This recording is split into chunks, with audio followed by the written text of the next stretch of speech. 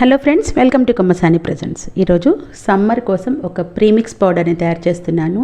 ఈ summer premix powder మీ బాడీని కూల్గా ఉంచుతుంది. ఎక్కువ దావాద్రి అవ్వకుండా, అంటే ఎప్పుడు వాటర్ తాగాలి అనే ఇంటెన్షన్ని ఎక్కువ లేకుండా చేస్తుంది. బాడీని కూల్గా ఉంచుతుంది. ఇది మనకు ముందుగా తెలిసిందే, కొత్తదేమీ కాదు. బార్లీ గింజలతోటైతే ఈ పౌడర్ని తయారు చేస్తున్నాను. ముందుగా స్టవ్ మీద ప్యాన్ పెట్టేసి ప్యాన్ హీట్ చేసుకున్న తర్వాత ఒక బౌల్లో బార్లీ గింజల్ని తీసుకొని ప్యాన్లోకి వేసేసుకోండి. ఫ్లేమ్ని సిమ్లో పెట్టుకొని బార్లీ గింజలు కాస్త కలర్ మారే వరకు ఫ్రై చేసుకోవాలి. అవి కాస్త ఒక్క నిమిషం అలా ఫ్రై చేసుకున్న తర్వాత 2 టేబుల్ స్పూన్ల జీలకర్రను కూడా తీసుకొని ప్యాన్లోకి వేసుకొని వాటిని కూడా కలుపుకుంటూ ఫ్రై చేసుకోవాలి. అన్నీ ఈవెన్గా ఫ్రై అవ్వాలి. తర్వాత 3 టేబుల్ స్పూన్ల సోంపును తీసుకోండి.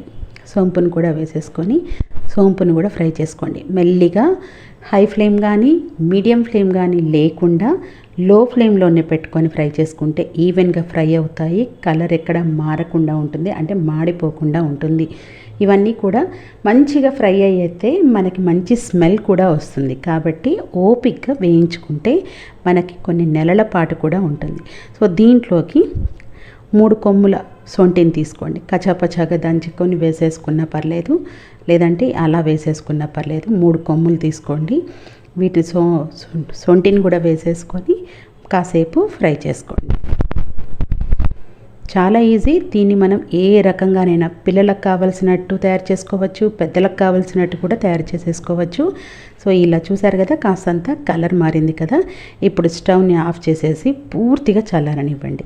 చల్లారిన తర్వాత వీటిని మిక్సీ జార్లోకి వేసుకొని పౌడర్ లాగా చేసుకోండి. పూర్తిగా పౌడర్ అవ్వదు, కాస్తంత రవ్వగానే ఉంటుంది. మీరు ఎంతసేపు గ్రైండ్ చేసినా అలాగే ఉంటుంది.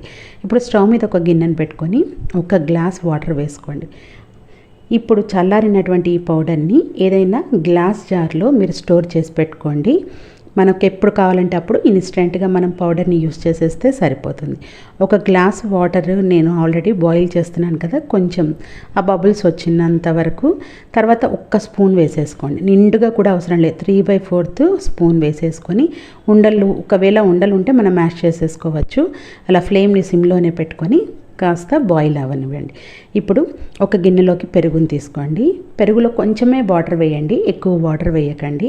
కొద్దిగా పెరుగుని తీసుకొని ఇలా మిక్సీ జార్లో కాకుండా మీ దగ్గర ఇలాంటి కవ్వం ఏదైనా ఉంటే కవ్వాన్ని యూస్ చేసేసి పెరుగునైతే చిలుక్కోండి. దానివల్ల మనకి టేస్ట్ చాలా బాగుంటుంది. తర్వాత మిక్సీ జార్లో వేసిన పెరుగుకి మనం కవ్వంతో చిలుక్కున్న పెరుగుకి కూడా టేస్ట్ చేంజ్ ఉంటుంది. ఒకసారి కావాలంటే ట్రై చేసి చూడండి. ఎక్కువ వాటర్ వేయకుండా చక్కగా కవ్వంతో గిల్లకొట్టుకోండి. ఇప్పుడు దీన్ని మనం ముందుగా బార్లీ ఈ జావతోటి ఇలా అయినా తాగేసేయచ్చు. మీరు ఉప్పు కానీ లేదంటే బెల్లం కానీ వేసుకొని తాగొచ్చు. మనకి ఎలా ఉడికిందని తెలుస్తుంది అంటే ఆ రవ్వ పార్టికల్స్ ఉన్నాయి కదా, అవి కాస్త మెత్తబడితే మనకి జావ అయిపోయిందని అర్థము. పెరుగులో కొంచెం ఉప్పు వేసేసుకొని బ్లాక్ సాల్ట్ వేసేసుకోండి. ముందుగా దీన్ని అంబలిలాగా తాగాలి అనుకుంటే పెరుగును ఒక బౌల్లోకి వేసుకొని కాస్తంత మనం ప్రిపేర్ చేసుకున్నటువంటి బార్లీ జావని కూడా కలుపుకోండి. ఒకవేళ బెల్లంతో అని అంటే పెరుగులో ఉప్పు వేసుకోకుండా బెల్లం కానీ పటిక బెల్లం కానీ ఇలా పిల్లలకి ఇచ్చేటప్పుడు కూడా స్వీట్ ఇష్టపడితే స్వీట్ ఇవ్వండి, లేకపోతే సాల్ట్ ఇష్టపడితే సాల్ట్ తోటి ఇవ్వండి. అది మీ ఇష్ట ప్రకారం చేసుకోవచ్చు. ఇలా గట్టిగా తయారు చేసుకొని ఉల్లిపాయ పచ్చిమిర్చి పక్కన పెట్టుకొని తాగుతూ ఉంటే మనకి టేస్ట్ కూడా చాలా బాగుంటుందండి. మార్నింగ్ బ్రేక్ఫాస్ట్గా కూడా మీరు తీసుకోవచ్చు, లేదంటే ఈవినింగ్ టైము 3 to 3కి 4కి అలా కూడా మనం ఇది ప్రిపేర్ చేసేసుకొని తాగొచ్చు. హెల్త్కి అయితే చాలా చాలా మంచిది. ఇది ఒక రకంగా చేసుకోవచ్చు.